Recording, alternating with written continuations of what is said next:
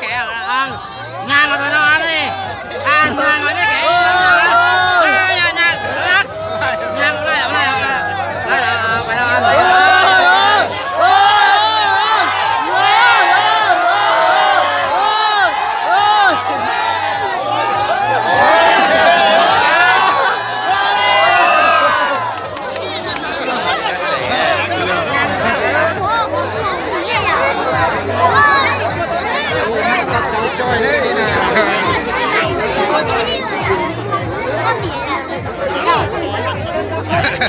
ăn xẻ đó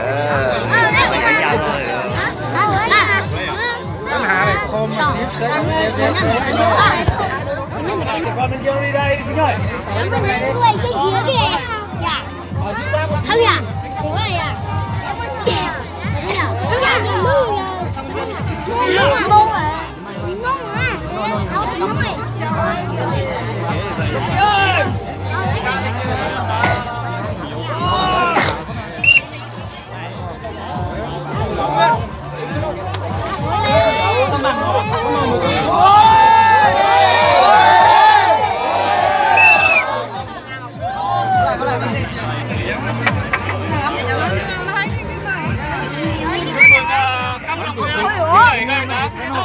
Con đi. Rồi. Bây giờ để con trái muối á.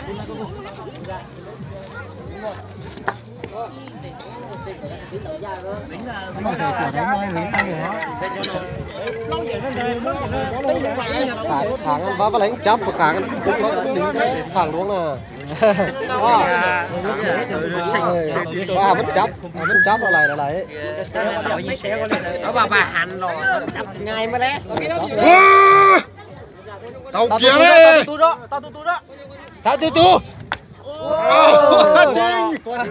rồi cái mà to Chú thì bây đâu. đu từ pe Quánh kia đó, tao kia đó.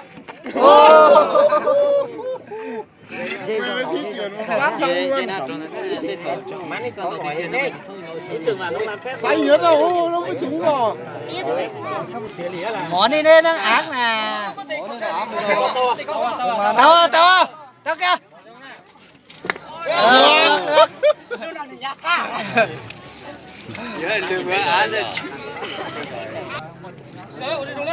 Ôi trời ơi. Tao tu đó. tao từ từ á Tua chị tua.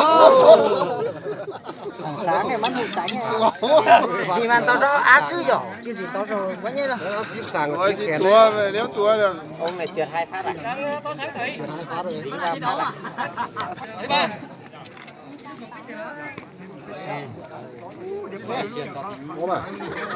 cái kia chị tua đây nè đua nhặt đồ có vòng bên đi ngủ Được rồi, tránh ra. Cua đây. Ừ, sao? Ôi, tí nữa thì ăn thật. số nó nhá thì lại cho tao này à Đường đi là chuẩn đấy, nhưng mà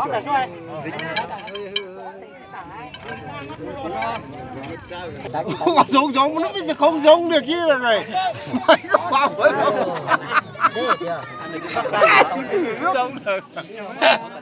qua giống nữa Tránh ra.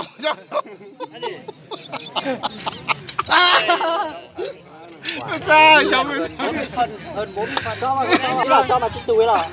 qua giống nữa Ủa giống á. Được đấy, quả to thế. Ủa giống, đúng rồi. Trúng rồi đấy. lấy cái dao vuốt lại đi Không, bây giờ chậm mất thời gian chứ.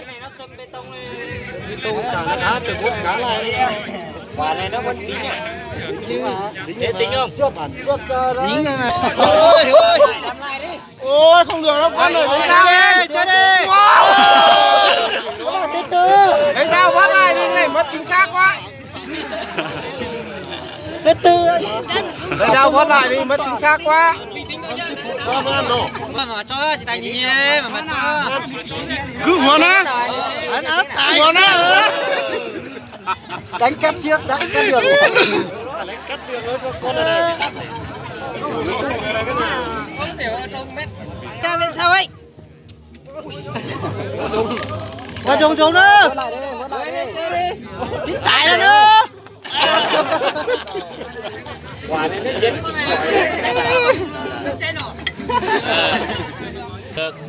Cái này không ổn đâu. Anh nha. Đánh vào. Quả này mày trúng ác luôn. Ngang điểm anh kìa. Ngang rồi đấy. Ngang điểm rồi. Ngang điểm rồi. Chỉ ăn một quả nữa thôi là chết rồi. Quả này kiểu gì phải trúng. Quả này nếu mà trúng là chết. Từ từ. Ôi giời. Tí nữa thì nhỉ. Nhưng mà nó còn